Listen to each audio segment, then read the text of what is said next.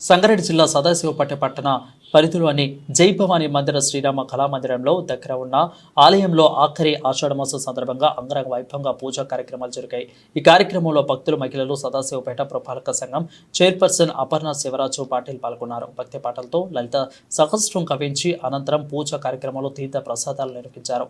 ఆలయ ప్రధాన పూజారి రవీంద్రనాథ్ దంపతులు, మహిళా పట్టణ ప్రజలు పాల్గొని విజయవంతం చేశారు.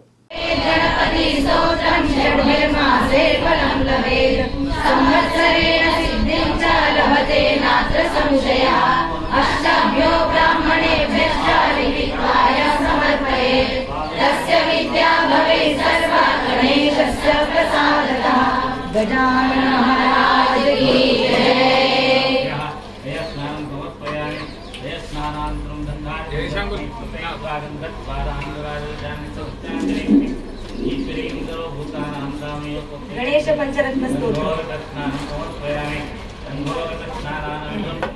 मुदाकरात्मोदकं सदा विमुक्ति साधकं